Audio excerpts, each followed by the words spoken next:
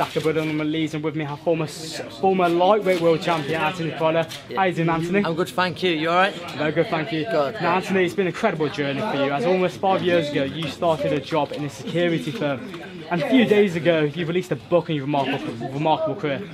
How do you put that into words? It's certainly been a roller coaster, ups, downs, and thankfully more ups than downs. But listen, it's all been worth it, and each fight and each down sort of I've learnt from, and yeah, the story's still going. Well, last month we saw a great fight against three-time world champion Ricky Burns in Manchester.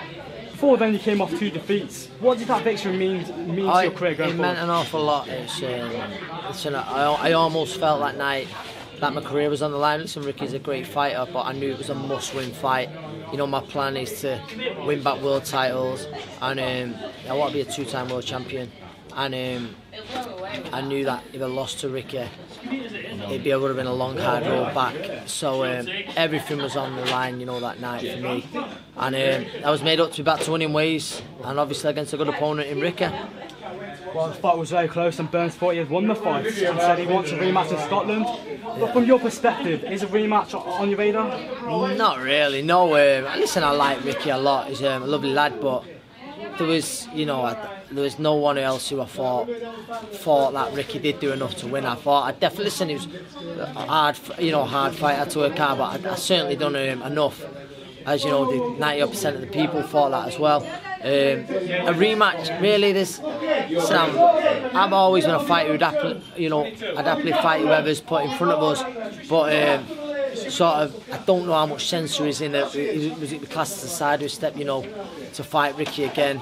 Would it put me in any better position to fight for a world title? Probably not. But listen, we'll see what happens. But I'm not.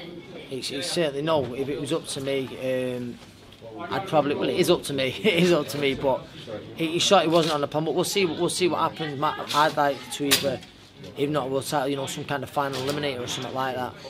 As I mentioned, you came off back-to-back defeats to Jorge and Linares. Yeah. What do you feel you've learnt the most from those defeats? I feel that I learnt an awful lot, especially the first fight. There wasn't. Listen, I lost the fight, but there weren't loads in it. The first fight, second fight. Listen, I got well beat, but I feel like being in with a quality operator like Jorge, who I think, is a fantastic fighter. He's a future Hall of Famer, 3-weight world champion.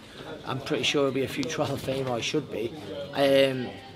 Sharing 24 rounds with someone of that calibre can only bring me on. I mean, the second fight, listen, I got well beat, but I know I got put down once, but I wasn't out on my feet throughout the fight. I don't believe it was a fight that put too many miles on the clock. Listen,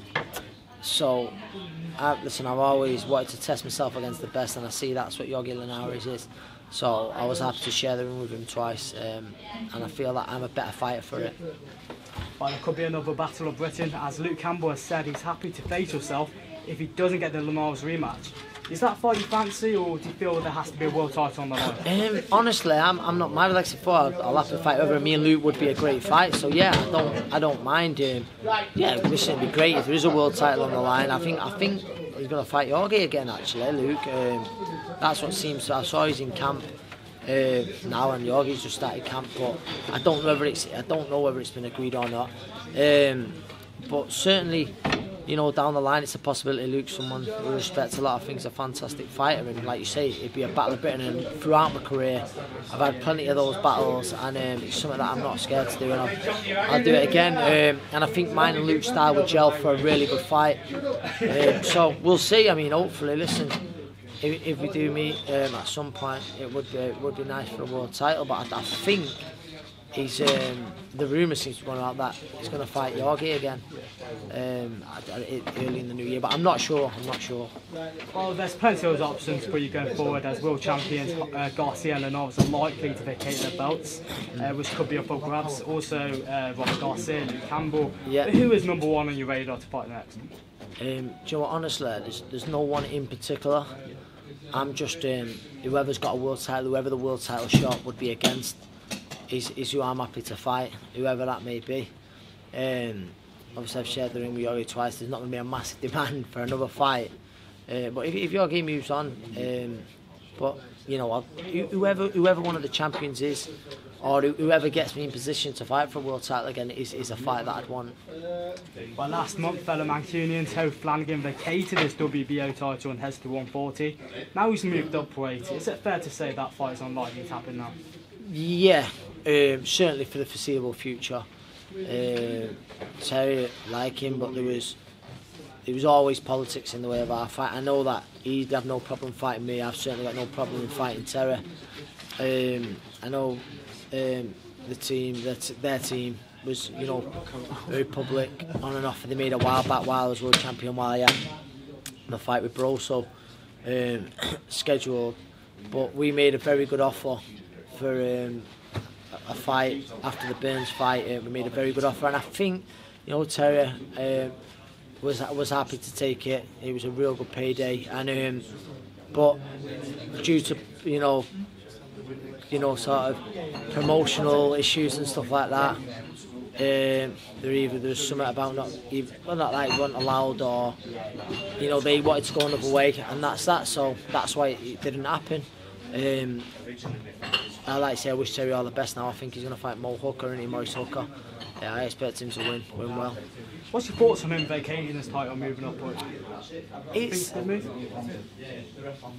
Listen, if Terry, I spoke to Terry not long after it actually, and he says he'll be better at light welterweight, and if that's the case, then yeah, it's a good move. My only, like say, a lot of people was saying the Linares fight was nearly done, and I think that was one of the reasons as well why me and him wasn't going to happen. So then that wasn't done, and there was a lot of meaningful fights there at lightweight on the table for him, and like I say, he's moved up a weight. But if it's down, you know, if he's going to be a better fighter at light welter at 140, then yeah, it's a good move. Only time will tell. Brilliant. Lastly, have you got a set date on your next fight? Nope, not yet. Eddie Earn's meant to be coming up next week. It's meant to be this week, but I think with the whole Bellew fight falling through, he's obviously had a lot on his plate. So he's going to come up early next week now, and we'll look at a date, what route we're going to go. I don't know if he's going to throw a few names to me or not. I'm really not sure. But hopefully, sort of this time this week, I should know a little bit more. But certainly within the next month, I should have a date or something. Thanks. Anthony, pleasure to meet you. Nice, mate. Nice chatting to you.